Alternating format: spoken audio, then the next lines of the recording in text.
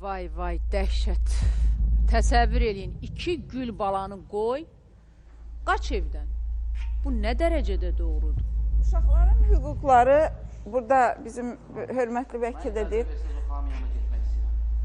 Yox, icazə vermirəm. İcazə vermirəm. Ramal mənim. Gəlin.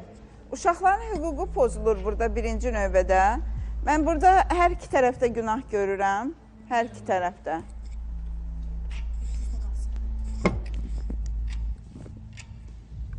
Bəli, bəli, Nailə xanım, buyurun. Günah görürəm, Xoşqədəm xanım. Çünki ailədə 2 körpə uşaq var. Uşaqların belə deyək ki, bütün ehtiyacları valideynləri tərəfindən ödənməlidir. Bəli. Həm maddi, həm mənəvi olaraq. Siz də anasınız, mən də anayam. Və bu vəzifələrimizi biz yerinə yetirəndə çox böyük çətinliklərlə rastlaşmışıq. Çox təəssüf. Çox böyük, necə demək, keçilməz yollardan keçmişik. Bəli, Aydanın üzr istəyirəm, Aydanın anası telefon xəttindədir. Buyurun xanım, gözünüz aydın, qızınız tapıldı. Aydınlıq içində olasınız, axşamın xeyir olsun. Bəli, axşamınız xeyir, gözün aydın, gözün aydın ay xanım. Sağ ol, sağ ol. Olan qaynatası ilə yoldaşına Allah qənim olsun ki, qızım içməydi.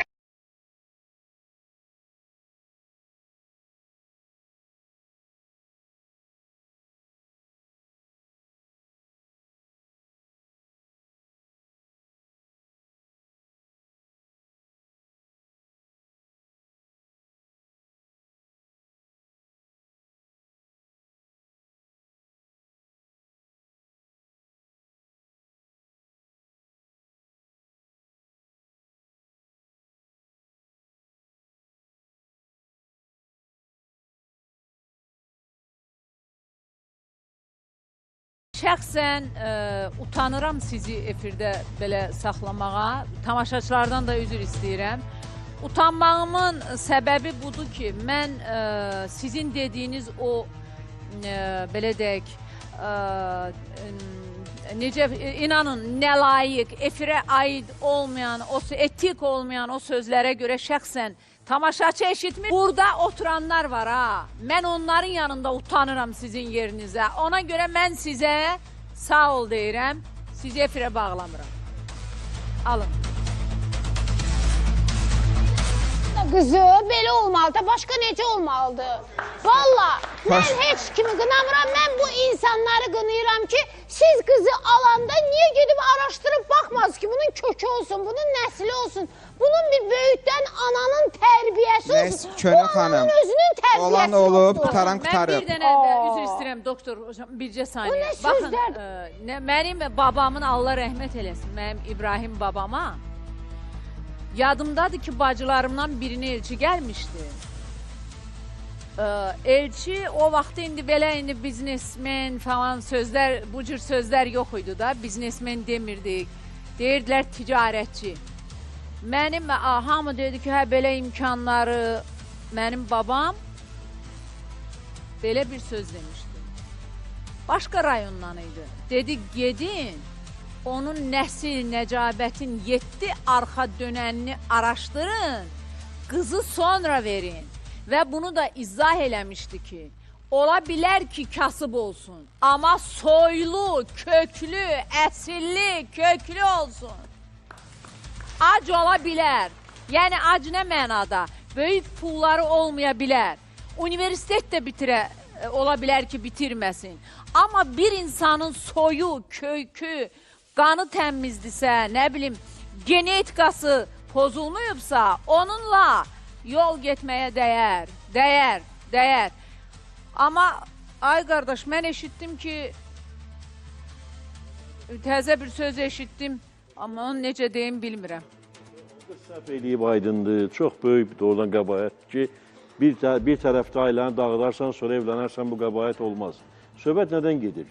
İndi siz deyirsiniz ki, yadınızda da Qəbələli Səidə hekayəsidir, ona oxşar hekayələr. Siz deyirsiniz ki, ailə bu qızdan imtina eləməlidir. Elə mi deyirik biz, nə demək istəyirik? Yox, ailə qızından imtina etməli deyil. Mikrofonsuz danışmayın. Xeyr, ailə qızından imtina, görsən ana qızlarından imtina eləyir, sonra pis baxırsın. Bu ailədə bu qızın hansı hərəkətinə görə imtina etmək yox, bir ağıllı, düzgün məsləhət verməliydi. Amma imtina etmək şəklində biz şərt və tələb qoya bilməliyik. Tabi qızın hərəkəti döyülməkdən, söyülməkdən dolayı deyil. o planlaşdırılmış qaçıb, mən elə başa düşürəm. Bu əlbəttə ki, Çünki tanımasa, bilməsə, tutaq ki, mən döyülüb söylürəmsə, qaçaram, bayaq siz dediniz, valideyn tərəfə harasa. Bu planlı gedib, amma planlı getməyin də səbəbi uyğun olmayan insanlardır. Baxın, nə qədər ki evləndirəcəksiniz, o qədər bu hekayələri görəcəksiniz. Nə qədər ki qızlar mən onun bir verilişlərin birində demişəm, qız təhsil almadan, tanınmış blogerlərin biri müsahibə götürmüş. Deyirəm, qız təhsil almadan verirsiniz ərə, TikTokda kimsə ona aşkım deyəndə, eləcə demişdim, 3 uşağını götürüb oğlanın yanına qaçır. Bəli. Yəni bu ona görə olur ki, qızın emosional zəkası formalaşmayıb, dünya görüşü 0 dərəcəsindədir. Yəni, bu əslində gözəl verilişdir o mənada ki, dəyərli valideynlər, qızlarınız bu günlərə qalmamışsın deyə onu ərə verməyin, qoyun özü özünə həyat seçsin. Bəli. Amma özü-özünə də seçəndə axırı O düzgün həyat seçmək ayrı mövzudur. Əli müəllim, hər şey İnsan özünə öz həyat oxumaqdan seçməlidir. getmir, əzizim. İndi bu insan yanaşı orada dururlar, burada da halına baxırıq. O qızın danışığının sərrastlığına baxıram, dəqiqliyinə baxıram. Boşansın, ondan sonra nə insanlar. istəyir eləsin, amma iki qız övladını... O da ayrı mövzudur. Mən demirəm ki, düz eləyib, xahiş edirəm. Bir Düşürüz. dəqiqə. Mənim üstümə ki, mən demirəm ki, düz eləyib, doktor. Məni aponent kimi götürməyin. Mənim sözüm o deyil ki, qız düz eləyib. Xeyr. Mənim sözüm ümumi olaraq buradan çıxartdığım nəticədir ki, qızları ərə verməyin, oğlanlar evləndirməyin. Aydındır. Qoyun Bir özləri məsələ evlənsin, mən də özləri ərə fikrimi getsin. bildirmək istəyirəm ki, hər şey oxumaqla, təhsildən olmur. Bizim Bəli. milli mənəvi dəyərlərimiz var, əxlaqımız var. Yəni elə bir şey var ki, bunu oxumaqda universitetdə təhsil verilmir. Gör nə vəziyyətə gəlmişik ki, bir qız ər evindən qaçır, ana, bacı buna bir plan cızır. Və buna dəstək olurlar və elə də danışırlar ki, bu ailəni günahkar çıxardırlar. Bunu bəyənmirdinsə bu ailəni çıxardan da qızını aparardın öz evinə, uşaqlarla bir yerdə. Sonra da bunu evləndirərdin. Yoxsa burada bunları günahkar çıxartmanın bir mənası yoxdur və mən babı ilə də razıyam ki, o qız uşaqlarını o ailəyə vermək olmaz. Çünki əgər onlar aidanı bu təfəkkürdə yerləşdirirlərsə, sabah bu iki qız balası kimisə ailəsini bədbəxt eləyə bilər. Bəli. Bir də o həmin qız oğlana uşaqları mənim nə sözüm bu var ki, ailədə, nə o Bəli. ailədə Bir də qalmamalıdır. mən Ümumiyyətlə, mən Əli müəllimin sözündə, Əli doktorun sözündən çox razıyam. Hər ailə bir meşədir, qaranlıq bir meşə. Orada nə baş verdiyindən heç kəsin xəbəri yoxdur. Ona görə də, mən bilmirəm, oğlanın vizual baxaraq, vizual baxıram da, insan O danışmadan nəsə- artıq mən ona dəyər, qiymət verirəm. Babaya baxıram, yenə dəyər verirəm. Mən dünya görmüş, Bilmək lazım deyil. Mən söhbət onun kasıb geyimindən getmir, hərəkətləri əzizim var. Könül xanım. Onun vizual görüntüdən gedir, onun baxışından, Evlatlarını uşaq evinə simasından. qoyacaq deyəndə o Mən başladı insanı hönkür-hönkür təhqir ağlamağa. eləmirəm. Siz O elə hər deyirsiniz şeydən ki, öncə bir mən onu atadır. təhqir eləmirəm. O demir, başqa Mən şey təhqir demir. eləmirəm, mən vizual baxıram insana sadəcə. Ağlama, ağlama. Ay Allah.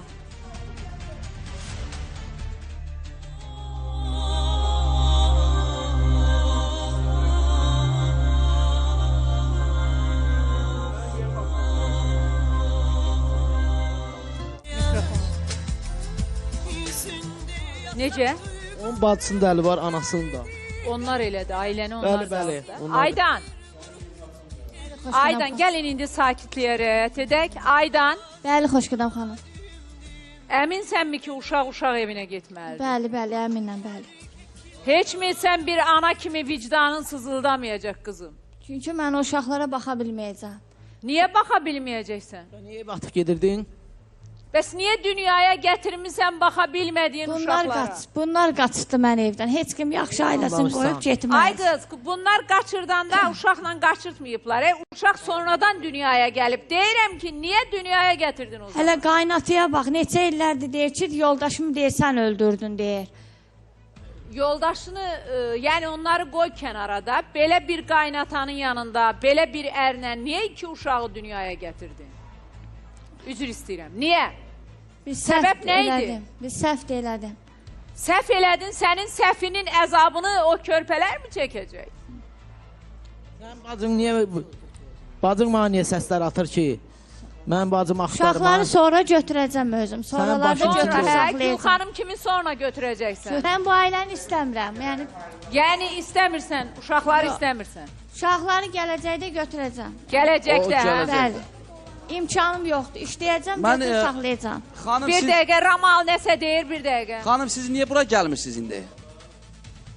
Zaten sizin şəkliniz göz qabağındadır və milyonlarla insan bunu gördü. Niyə Xoşgənəm bura xanımın çıxmırsınız? xahişinə görə gəlmişəm. Xoşgənəm xanıma görə. Bildim, Mən yəni yoxsa studiyaya bura gəlin də. gəlməzdim. Yox, bir dəqiqə, üzr istəyirəm, Könül Studiyaya xanım. niyə gəlmirsiniz? Burada yəni kimdən qorxursunuz, kimdən çəkinirsiniz? Utanıram, İcazə qorxmaq verin də mənə, məsələsi. mən haqqım Bir deyil dəqiqə, bu. Könül xanım. Gedin görün. Mən görmək istəyirəm o qadını. Görmə, götür gəl bura.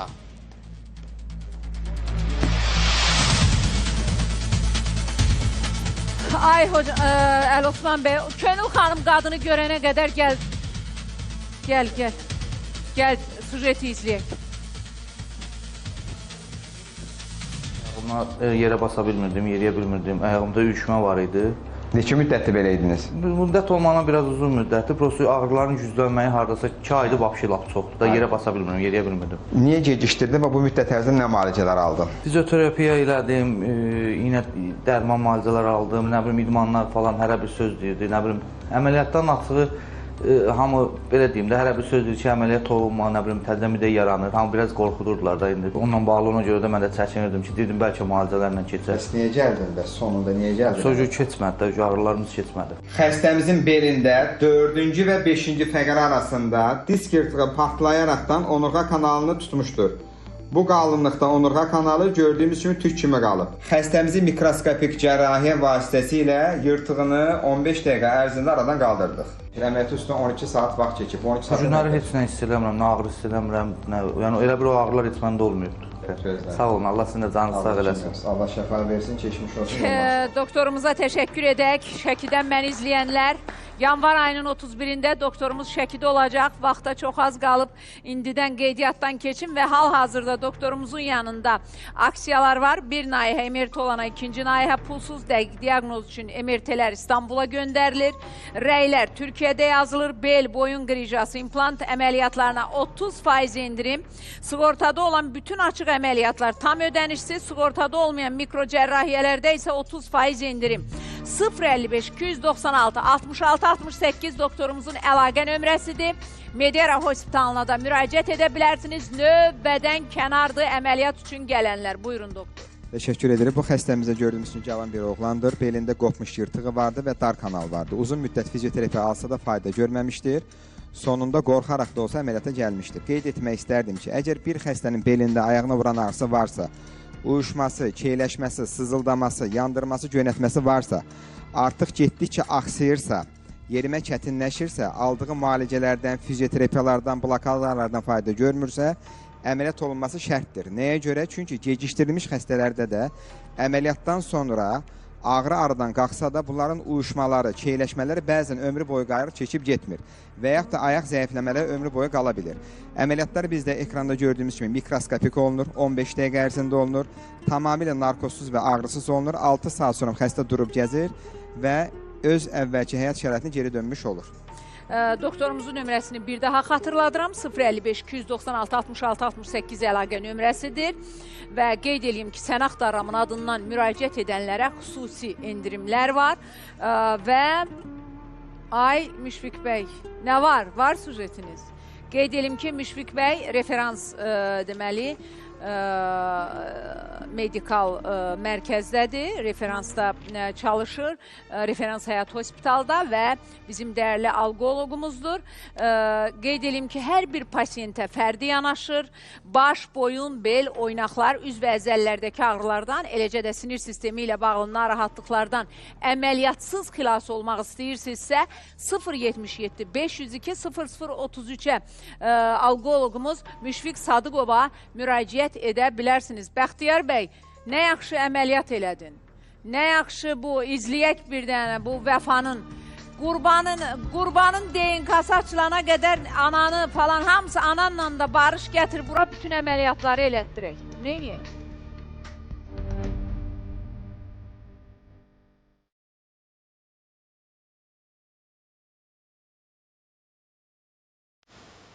Bugün biz Vəfa xanımın uşağının sünnətini, əməliyyatını yerinə yetirəcəyik. Əslində bu sünnət sayılmır, 15 yaşında uşaqlarda. Bu əməliyyat sayılır, yəni sirkümsüzyon əməliyyatı deyirik biz buna. Biraz sonra sirkümsüzyon əməliyyatını yerinə yetirəcəyik. Həm Xoşanam xanımın, həm olan işçilərin, həm də doktorun işçilərin çox təşəkkür edirəm. Allah min əvəzini versin, mənim balamı belə, nə bilim, imkansızlıqdan, nə bilim, qorxudan elə, yəni o kömək edirlər. Allah onların köməyi olsun, ayağında dursun. Mənim adım Ayxan, mən doktora sağ ol demək istəyirəm. Çox sağ olsun, Allah kömək olsun.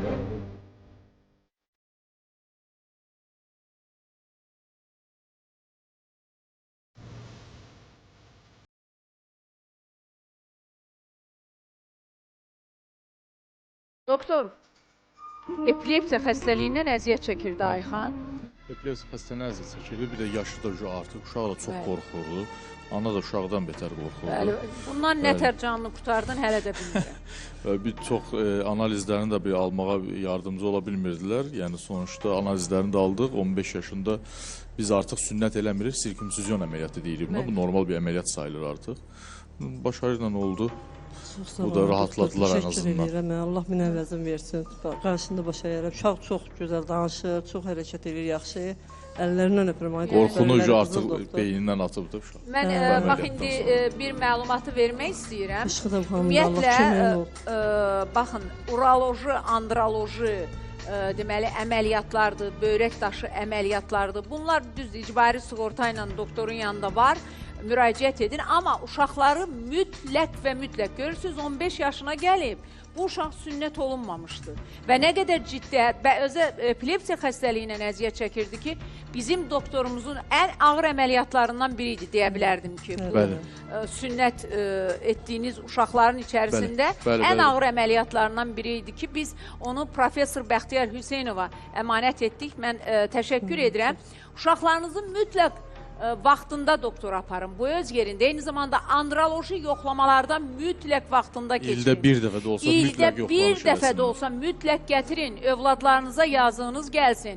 Bu arada mən qeyd edim ki, 28 fevralda mən həm Nigar Sultanova, eyni zamanda uroloq-androloqumuz Bəxtiyar Hüseynovla birlikdə Naxçıvanda olacam. Buradan indidən elan edirəm.